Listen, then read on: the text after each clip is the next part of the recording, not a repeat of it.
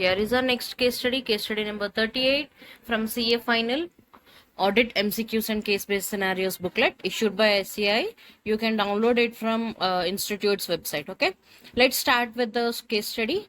Chartered accountant firms Stink and Company, Yards and Company, and Manohar and Company, respectively, were appointed as the joint auditors for conducting the statutory audit for the financial year 2021 of Anitya Limited. There were differences of opinion with regard to the following points. Manohar and Company wanted to refer to the work of the auditor's expert, Mr. Tanmay, in the audit report, but the other joint auditors were not agreeing on the same, as such reference was not relevant to an understanding in the final audit opinion, and also it was not required by any statute. Yes, that is correct, right? So whenever you are giving your audit report, the opinion should be based upon your professional judgment. So just because to save yourself from the responsibilities and the legal obligations, you just can't refer other audit experts name in your audit report, because it is not even required by any statute, and moreover you are only supposed to give your own opinion, not just referring to the other's opinion. Okay, so this is not correct. Referring to auditor's expert opinion in audit report is not correct. Okay, and then moving forward, the next observation is certain misstatements affected information to be included in management discussion and analysis of Anitya Limited's annual report, but there were also lower than materiality set for the financial statements as a whole.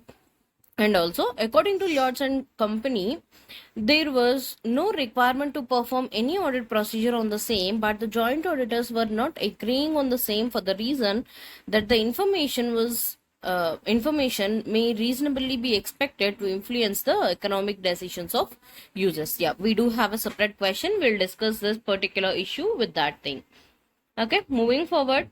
For the selected item, the joint auditors were not able to apply the designed audit procedures or the suitable alternative procedures, and Lords and Company wanted to treat that item as a misstatement in case of test of controls and as well as in the test of details. But the other joint auditors were not agreeing on the same. See, test of details, you can refer that as a misstatement, but whereas for test of controls, it should be treated as a deviation. So for control, test of controls like internal control or whatever financials controls you have. So for control, the terminology that we use is a deviation. For test of details, details means you are inquiring or testing what is being documented. So that's where there can be an error or a misstatement. So for test of details, it's a misstatement, but for test of controls, it is a deviation. So treating the same, like treating the item as a misstatement in both the cases is not the correct. Although it means the same, misstatement and deviation resembles the same, but still, based on the terminology that we use, these were different. And then moving forward, Manohar and Company had determined for a particular account balance positive confirmation request was necessary to obtain sufficient and appropriate audit evidence, but it had not obtained such confirmation, and alternative audit evidence would not have sufficed its requirement. Manohar and Company wanted to determine its implications on the audit opinion, but the other joint auditors were not agreeing on the same. So, yeah. As per SA 705, you need to identify or you need to determine what were the implications on your audit and also your audit opinion. Therefore, objection raised by other joint auditors is not tenable. And then moving forward, the differences of opinion in case of Tink and Company and Lords and Company were resolved, but there remained disagreement with one of the opinions of Manohar and Company, due to which Manohar and Company expressed its opinion in a separate audit report. Manohar and Company was initially appointed as a joint auditor in Anitya Limited for 5 years term with other two joint auditors, but it gave its resignation as an auditor to the company on 20th of October 2021 due to the reason of having differences of opinion with other joint auditors. Manohar and Company filed the required statement with respect to its resignation on 27th of November 2021 with Anitya Limited as well as the registrar respectively. So we do have seen this particular case in the earlier case studies as well, wherein if an auditor is resigning from his office, he need to file the required information in a statement form ADT3 within 30 days from the date of resignation. So 30 days to be counted from the date of resignation, which is 20th of October 2021, so which falls on 19th of November 2021. So Manohar and company is non-compliant on this because he need to file the required statement in form ADT3 by 19th of November 2021. Okay, moving forward, the board of directors of Anitya Limited appointed Namo and company as a joint auditor in place of Manohar and company, which was later approved by the members in the general meeting of the company. Namo and company, before getting appointed as aforesaid, had communicated via a registered post acknowledgement due to the previous auditor, Manohar and company, but the said post was returned back with the remarks office found locked. So does this impact Namo and company because it is found it has been returned with remarks as office found locked? No, it doesn't impact the appointment of Namo and company because it's a registered post sent through acknowledgement due. So Namo and company has performed its. Therefore, Namo and company is not found guilty of any kind of obligations that it missed up. Then moving forward to the next point, ascertain to the requirements of section 139 and section 140 of Companies Act with respect to its appointment had been duly complied with or not by Anitya and Limited. Okay, so it is checking for whether the Anitya Limited is following all the prescribed conditions for appointing Namo and company. Okay, moving forward, on the basis of the above mentioned facts, you are required to answer the following MCQs. Okay, the first question says whether the opinion of Manohar and company for referring the work of auditor's expert Mr. Tanmay in the audit report can be considered valid.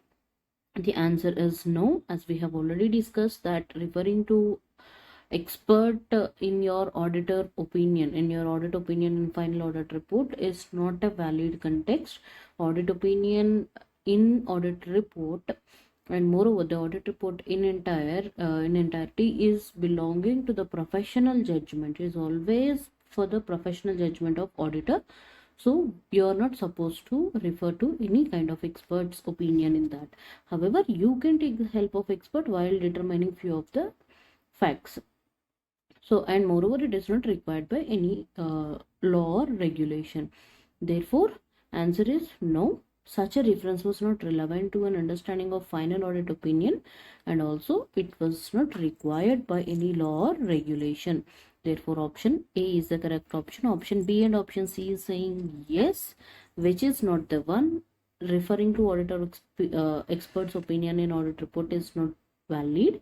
So option B and option D were ruled out. Option C says no such reference was required by any law or regulation. Yes, it is partially true. However, you need to also mention that such a reference is not relevant to understand what is your final audit opinion. Therefore, option A is the correct option. And then moving forward, whether the opinion of Lords and Company for treating the item as misstatement and the test of controls as well as in test of details for which the joint auditors were not able to apply the designed audit procedures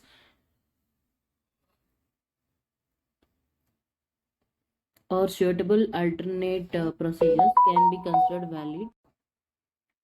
considered valid. No, it should be treated as misstatement in case of test of details and a deviation in case of test of controls. So option D, no, such an item shall be treated as a misstatement only in case of test of details, and for test of control such item shall be treated as deviation. Therefore, option D is the correct option. Option B says yes, it can be treated as same both in the test of controls and test of details, which is not correct. Option A says the statement of D in a reverse manner, which is not correct. Misstatement is with details and deviation is with controls. So this was some kind of technical words that we used to refer based on our auditing standards. Okay, this is just a simple understanding. Moreover, misstatement on and or the deviation many a times resembles the same. So the ultimate meaning is same, but here we are looking for the technical language. Therefore, option D is the correct option. Moving forward, whether in the instance of Manohar and company for determining the implications of not obtaining response to positive confirmation request on the audit opinion can be considered valid.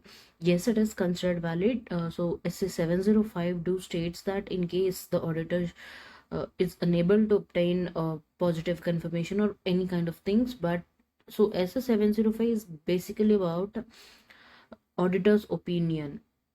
So as we all know that auditor can give an unqualified, qualified, adverse or disclaimer of opinion, so any kind of opinion. So before giving such kind of opinion, you need to identify as to what is its impact on your audit, entire audit of financial statements, and also you need to identify the implications on your opinion as well.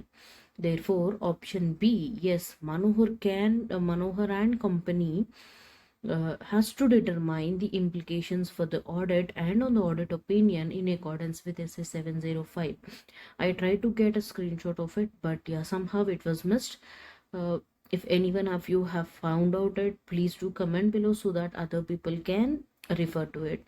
So option B, yes, in such a case the auditor should have determined implications for the audit and the auditor's opinion in accordance with SA 705. So you need to remember the standard numbers as well, especially when we were coming across this kind of questions, because here you see 701, 705 and 706. These were the three standards that were and 580. So four standards were given in four different options, but you need to identify which standard says what. So 5705 is the one which is speaking about the auditor's implications on the audit report and the opinion. Therefore, option B is the correct option. Moreover, option A, C, and D was saying no. So they were straight away ruled out. So if you have studied SA 705, then you'll be able to answer this question in just a second. Okay, moving forward.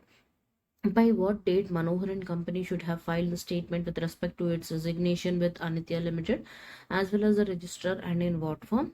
Yeah, we have discussed this in the earlier videos and earlier case studies as well. It's ADT3 to be filed with both the company and the registrar within 30 days from the date of resignation.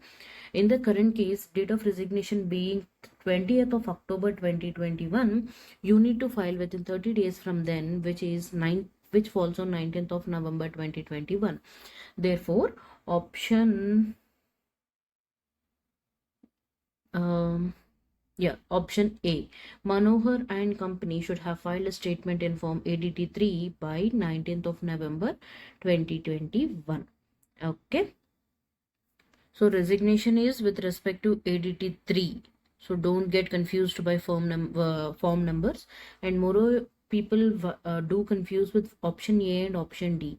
So it is 30 days from the date of resignation. Date of resignation is to be included, and therefore from then you need to calculate 30 days, which falls on 19th.